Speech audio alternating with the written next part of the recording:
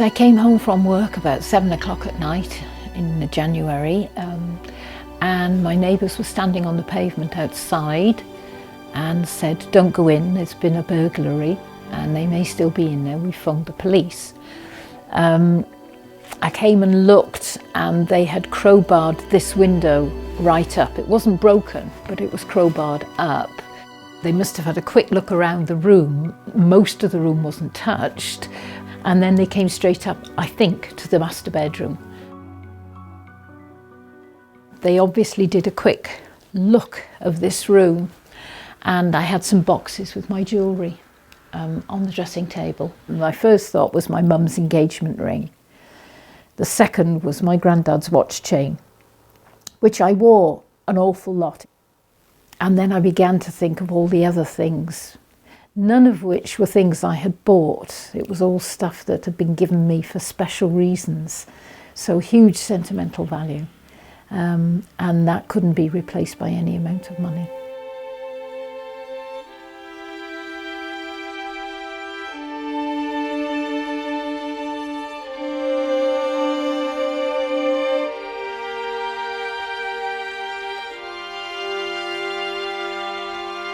The burglar came in forcing the door at this point here, but also used the letterbox to access the inside of the lock.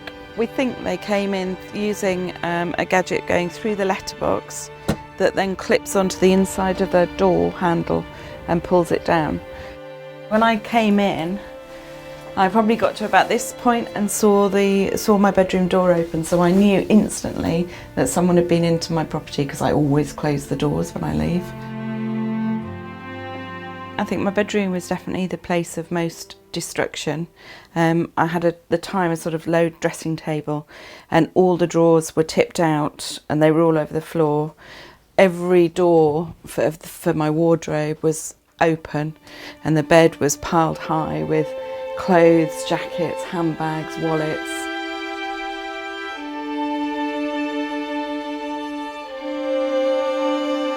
I was recovering from an operation I just had and sleeping in the top room so that I wasn't disturbed, and my one child was sleeping in that bedroom there with another one sleeping in here. My wife was asleep in our bed here when she heard some voices downstairs. When she heard the voices, and she wondered who I could be speaking to, and she hadn't heard me come downstairs, so she wondered if I was downstairs, what was wrong, and did I need any help after I was recovering from the operation that I'd just had.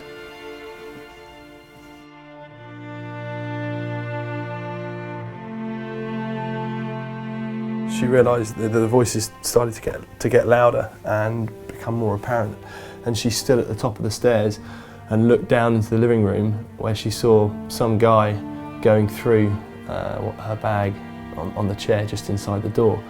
And then she realised that she didn't recognise him, and shouted "Oi!" and the guy turned around to his mate and said something, and then the pair of them just turned and ran out the door as fast as they could and closed the door behind them. You know, when you've been through that kind of an ordeal, and your wife is upset and a bit frightened of being in her own home, you go to extra measures just to try and put her mind at ease. Once we fitted a new lock, we wouldn't be broken into again. I think initially you've got a bit of adrenaline running, and you're slightly lost, and you don't really know exactly what to do. Now, every night, one of us will say, when we go upstairs to bed, "Did you lock the front door?"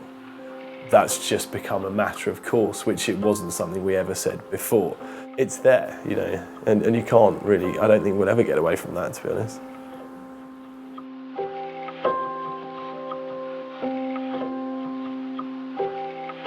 There was a lot of sentimental things that were stolen, but there was also, I had invested in a 27-inch iMac that I used running my charity, which is Living Beyond Diagnosis, but also a support group for phyllodes, which is a rare cancer.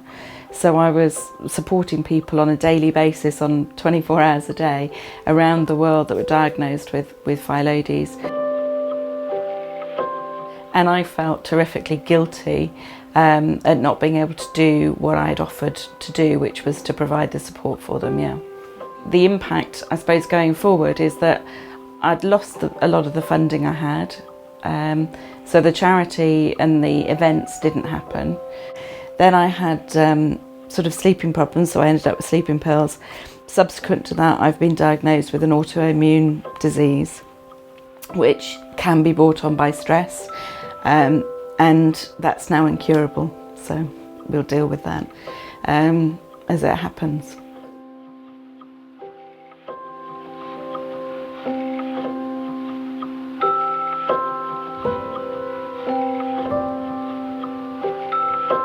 But I think the most difficult bit was it had taken a chunk of my identity. People associated me with that jewellery. It was part of who I was. And every time I went out, there was a bit of me that wasn't there anymore because I would have been wearing that jewellery. And that was very, very difficult. It really undermined my confidence. But they probably didn't make that much money on my jewellery.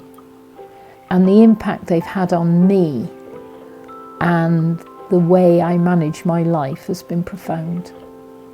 And I think I'd like them to understand that it's not the material value. The jewellery represented important people in my life, and I would have liked to hand that on to my daughter. And I can't do that now.